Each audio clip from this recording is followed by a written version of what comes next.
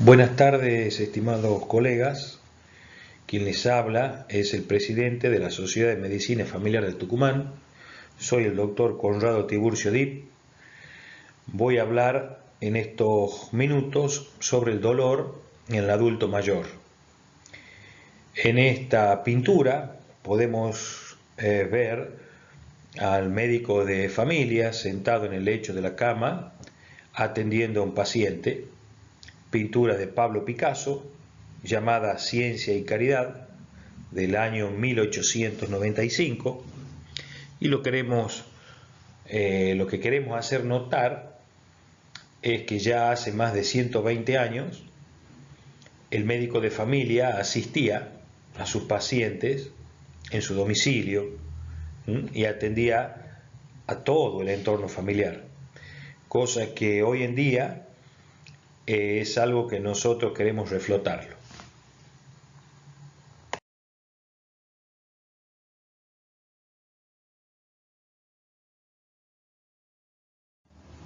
Cuando hablamos de adulto mayor, estamos hablando de personas mayores de 65 años de edad. Pero hay que tener en cuenta que en nuestro consultorio también llegarán pacientes de la cuarta edad, que son los mayores de 80 años, y también muchos tendrán la suerte de ver pacientes que pertenecen a la quinta edad, que son los mayores de 100 años. El dolor se define como una sensación subjetiva de displacer, proveniente de estímulos internos o externos. Es una experiencia sensorial y emocional desagradable, asociado a un daño tisular existente o potencial. Lo determinan múltiples factores: la lesión que lo genera, el impacto emocional que produce, la personalidad del sujeto que lo padece y la circunstancia vital en la que se encuentra. El dolor es uno de los principales motivos de consulta al médico de familia y uno de los determinantes más importantes de discapacidad y empeoramiento de la calidad de vida, tanto del paciente individual como de su familia. Aliviar y disminuir el dolor es una de las tareas más importantes que tiene el médico.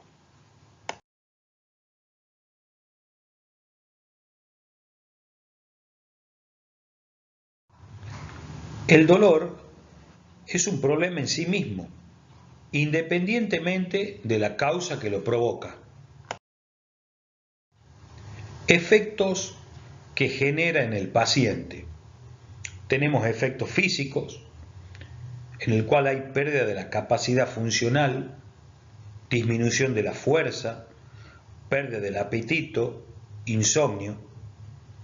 Psicológicos, disminución del deseo, pérdida de la capacidad de disfrutar, deterioro cognitivo, ansiedad, miedo y depresión.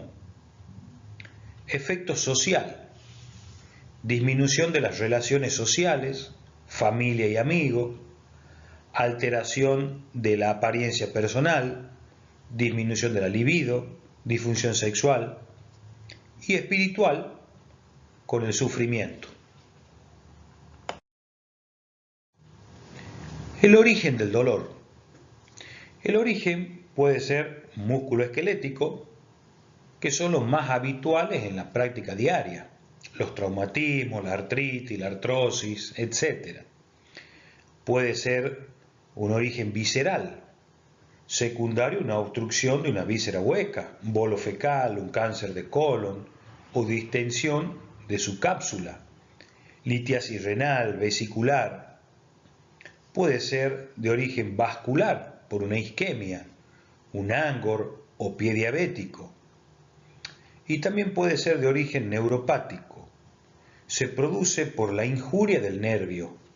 Se describe como una sensación de ardor o quemazón, pinchazos, asociados a parestesias.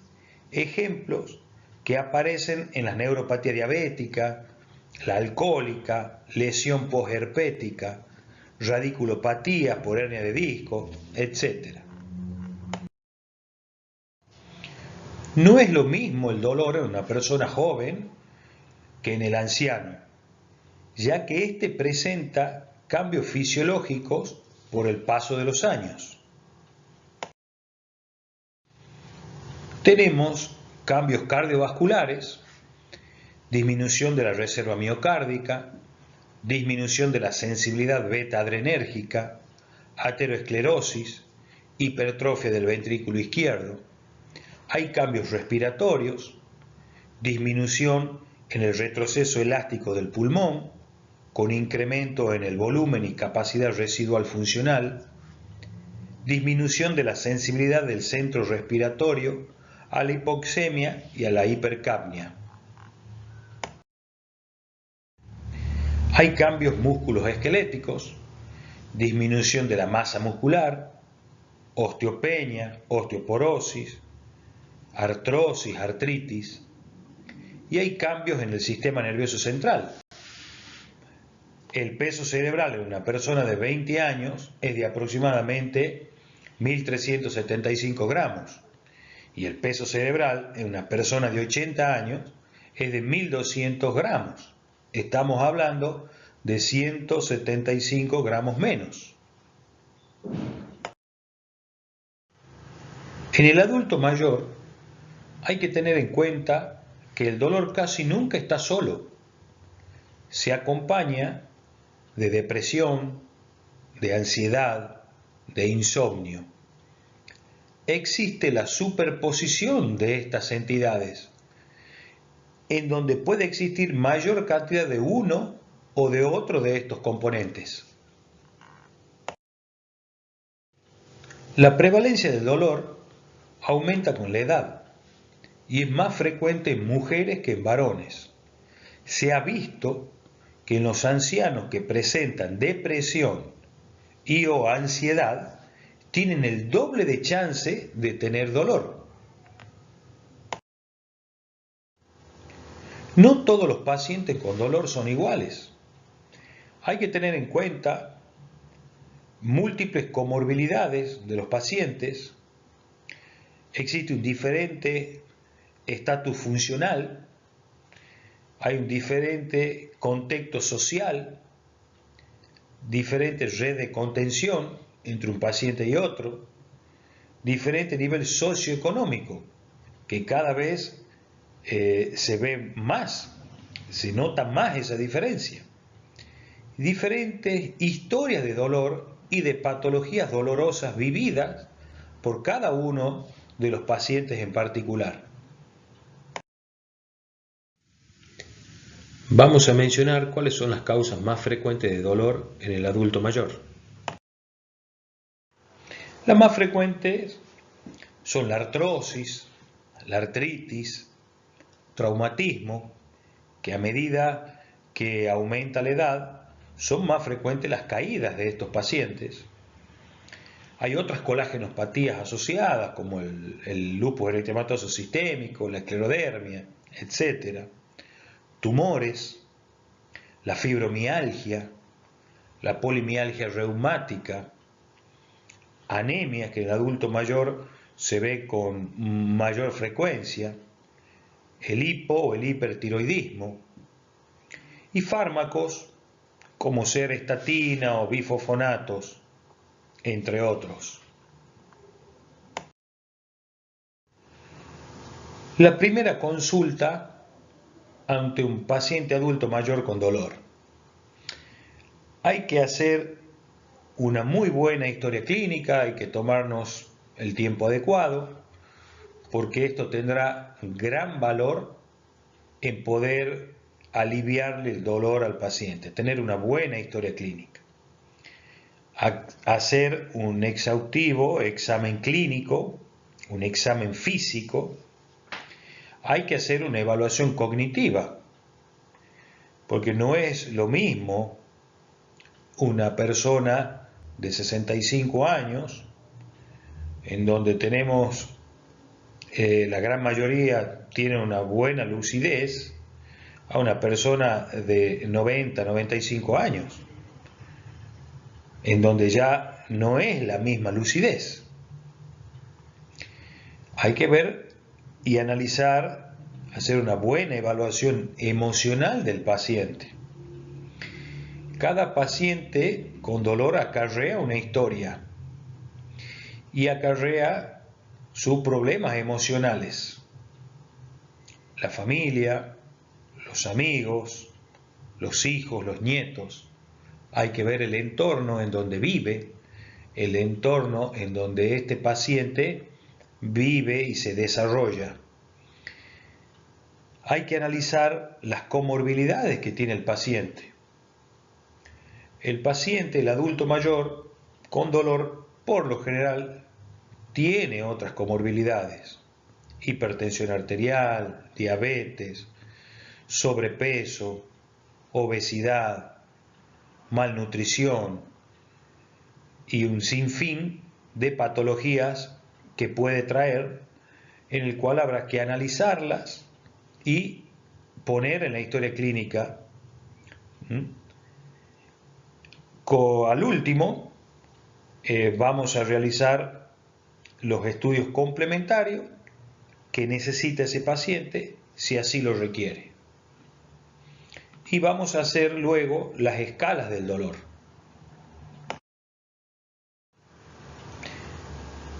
Medir el dolor. No existe ningún parámetro bioquímico para medir el dolor.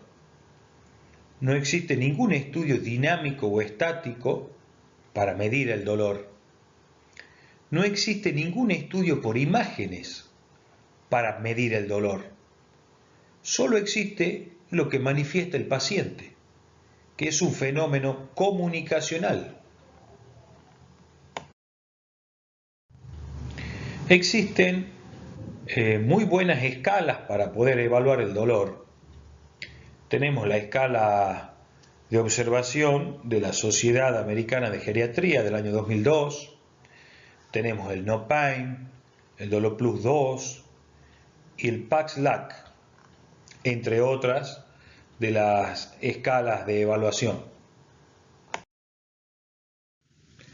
Acá podemos ver las escalas de intensidad del dolor, en el cual tenemos una escala visual analógica, en donde sin dolor tenemos la carita feliz y un máximo dolor tenemos la carita triste. Después tenemos la escala gráfica del dolor, en donde sin dolor es 0 y el máximo dolor es 10. Y ahí le decimos al paciente, en una tablita que está escrita, que con una redondelita o una crucecita nos marque cuánto le duele, cuál sería su intensidad. Y después está la escala verbal, en donde 0 no hay dolor y 10 hay un máximo dolor, para que el paciente verbalmente nos diga cuánto es su intensidad. Y estas son escalitas simples que nos sirven para ir haciendo el seguimiento de los tratamientos que estamos instituyéndole al paciente y para que de esa forma podamos ver si están dando resultados o no los mismos.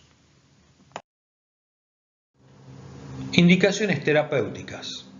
Hay que tener en cuenta la valoración social, la valoración clínica, valoración geriátrica, valoración del dolor y la valoración terapéutica. Con esto vamos a tener los diagnósticos sindromáticos. Podemos tener un síndrome social, un síndrome psicopatológico, un síndrome de interferencia dolorosa y un síndrome doloroso. Entrando un poco en las indicaciones terapéuticas, tenemos medidas no farmacológicas y medidas farmacológicas que vamos a tener que poner en práctica y vamos a ver que esto es un traje a medida para cada paciente. Todo paciente es distinto y vamos a tener que ir armando este rompecabezas para poder armar un tratamiento adecuado y a medida para cada paciente.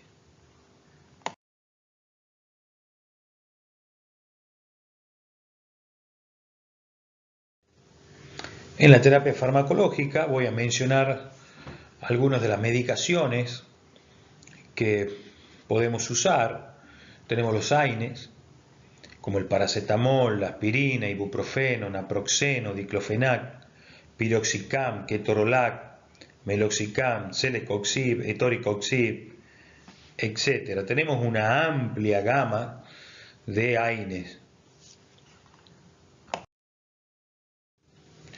Tenemos también los opiáceos, en el cual hay que saber usarlos, en el cual el médico de familia, por lo general, no está muy bien habituado al uso de este tipo de medicamentos.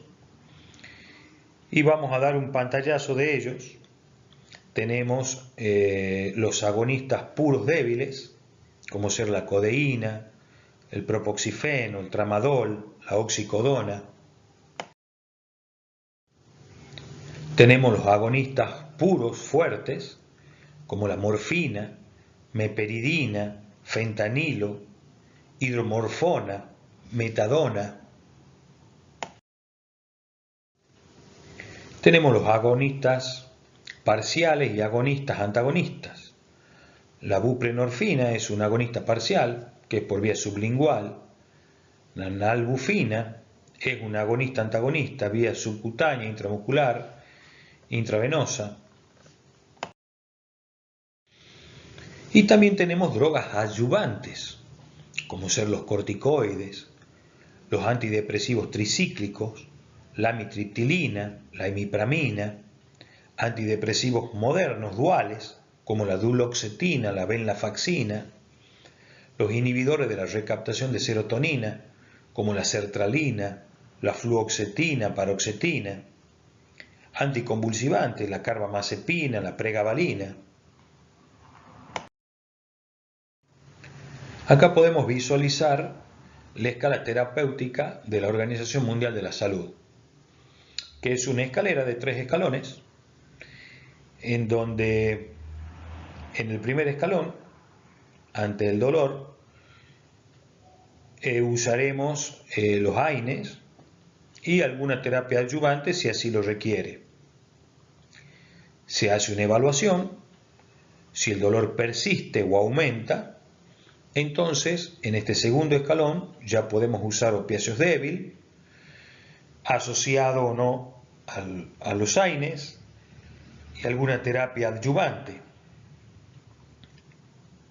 Si después el dolor persiste o aumenta, ya vamos hacia el tercer escalón, en donde podemos usar los opiáceos fuertes, asociados también a AINES si así lo requiere y a terapia adyuvante. Esto no significa que cada vez que tengamos un paciente tenemos que hacer esta escalerita, porque puede ser que de entrada nosotros tengamos un paciente con un dolor moderado o un dolor muy fuerte, en donde tengamos que arrancar directamente sobre el segundo o el tercer escalón y no pasar por el primero. Acá es importante volver a hacer ante el paciente la valoración de su dolor y de todo su contexto que trae asociado cada paciente en particular.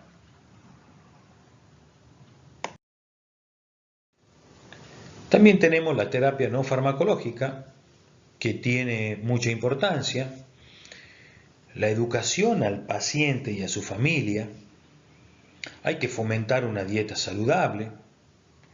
Hay muchos pacientes que son obesos, son sarcopénicos o sarcopénicos obesos al mismo tiempo, pacientes desnutridos. Habrá que fomentar una dieta saludable, porque eso nos va a ayudar mucho en el control del dolor de ese paciente.